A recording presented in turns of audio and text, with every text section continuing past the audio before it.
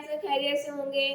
آج 5 محرم ہے اور آج ہماری محرم سیریز میں ہم کربلا کا عظیم واقعات کو سمجھنے کی کوشش کر رہے ہیں۔ آج کا جو ہمارا ٹاپک ہے وہ ہے سفر کربلا اور امتحان کا وقت، اور ایک اور اس کے ساتھ ساتھ جو ٹاپک ہے وہ ہے مسلم بن عقیل۔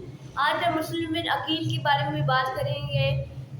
ابھی سٹارٹنگ میں آپ کو ان کے بارے میں تھوڑا بتا دیتی ہوں۔ وہ کربلا کے پہلے شہید تھے۔ سیریز میں ہم نے کربلا کے عظیم واقعات کو سمجھنے کی کوشش کی تھی۔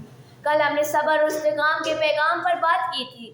آج ہم 5 محرم کی اس مرحلے کا ذکر کریں گے جب کربلا کے حالات مزید سخت ہونے لگے اور اہل بیت علیہ السلام کا امتحان کا وقت قریب آنے لگا۔ حسین علیہ السلام اور ان کی ساتھی کربلا میں قیام پذیر تھے۔ روز کے روز یزیدی لشکر کی تعداد بڑھتی جا رہی تھی۔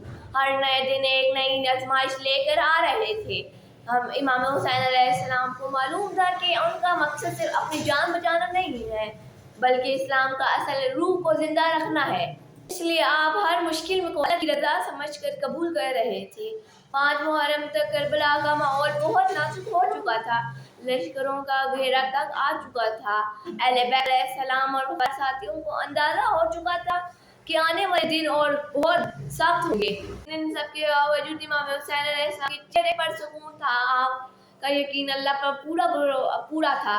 یہ ہمیں سکھاتی ہے کہ مشکل سے مشکل حالات میں بھی اللہ پر بھروسہ نہیں چھوڑنا چاہیے۔ دوستو، کربلا کا پیغام صرف تاریخ کا ایک واقعہ نہیں ہے، یہ ہر دور کے انسان کے لیے رہنمائی ہے۔ جب سچ اور جھوٹ کا مقابلہ ہو تو ایک مومن کو ہمیشہ سچ کا ساتھ دینا چاہیے، چاہے اس کے لیے کتنی قربانی کیوں نہیں دینی پڑے۔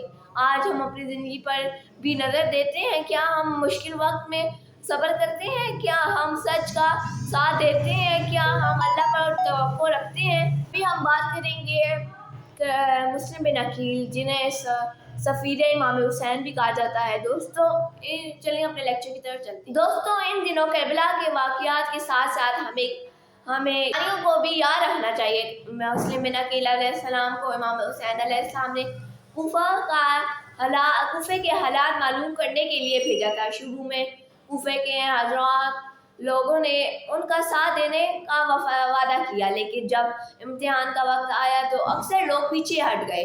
مسلم بن عقیل علیہ السلام نے تنہا ہونے کے باوجود بھی حق کا ساتھ نہیں چھوڑا اور اپنی وفاداری اور ہمت کی مثال قائم کی۔ ان کی قربانی ہمیں سکھاتی ہے کہ سچ اور حق کا ساتھ مشکل حالات میں بھی نہیں چھوڑنا چاہیے۔ محرم پر ہم یہ عہد کریں گے کہ ہم اپنی زندگی میں سچائی، انصاف اور اچھے اخلاق کو اپنائیں اور کربلا کے پیغام کو اپنے کردار میں اللہ تعالیٰ امام حسین علیہ السلام اور اہل بیت کی محبت عطا فرما اور ان کے پیغام پر عمل کرنے کی توفیق دے، آمین۔